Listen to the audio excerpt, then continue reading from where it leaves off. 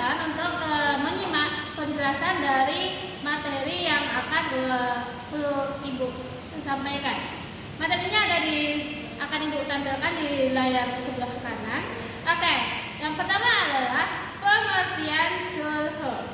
Jadi sulhu menurut bahasa artinya damai, sedangkan menurut istilah perjanjian perdamaian di antara dua belah pihak yang berselisih. Jadi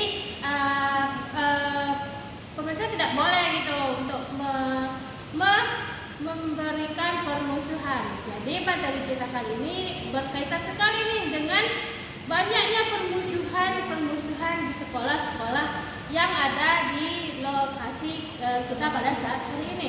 Oke, pengertian sulhu udah dijelaskan di sana. Lalu ada hadis yang mengatakan hukum tentang sulhu ini. Terdapat dalam Quran surah Al-Hujurat ayat 9 yang berbunyi A'udzu billahi minasyaitonir rajim. Bismillahirrahmanirrahim.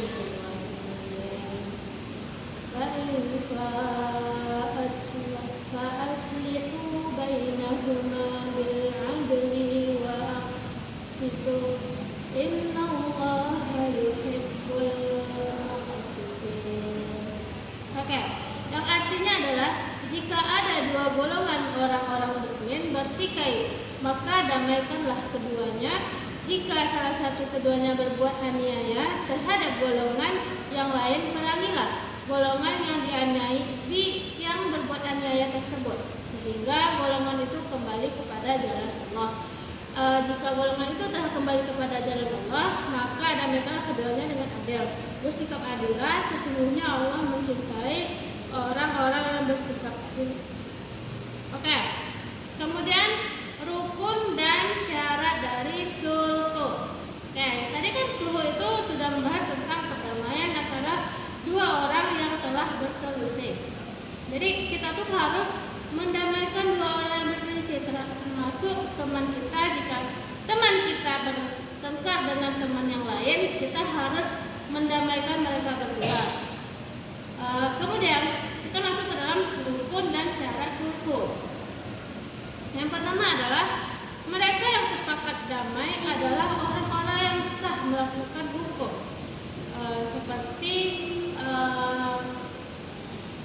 ada orang yang mencubit temannya, lalu terjadilah pertikaian dan mereka berantem gitu. Jadi kita tuh sebagai orang yang menengahi perbuatan mereka tersebut.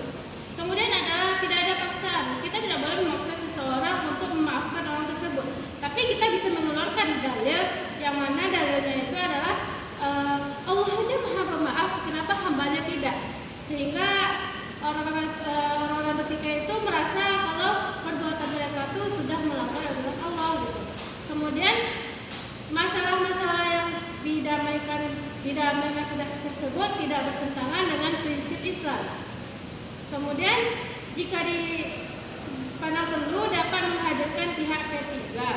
Seperti kan udah ada contohnya tadi tuh saya katakan bahwa kalau ada berdua orang yang bertikai, lalu ada orang ketiga yang menyelesaikan pertikaian mereka tersebut. Kemudian macam-macam suhunya ada juga macam-macam ini, seperti perdamaian antar sesama muslim, kemudian perdamaian antar sesama muslim dengan non-muslim, seperti yang terjadi ketika masalah ibadah dari orang Kristen dengan orang Islam. Kan itu termasuk ada pertikaian, sehingga di sebuah tertentu itu adanya gereja sama masjid berdekatan karena untuk mendamaikan hal tersebut. Kemudian perdamaian antar sesama iman dengan kaum luar, yaitu pemberontak yang tidak mau tunduk kepada iman.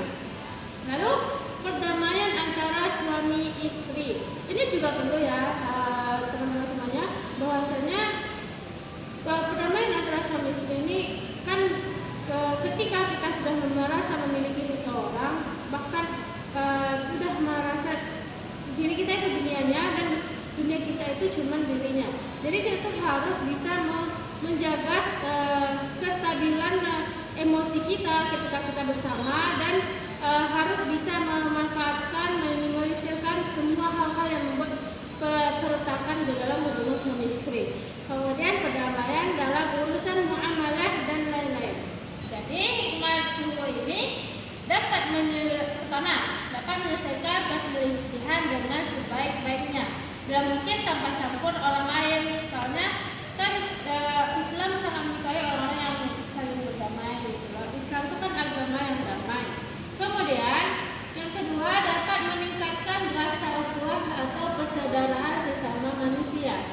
Lalu yang ketiga adalah dapat menghilangkan rasa dendam, angkara murka dan perselisihan di antara sesama.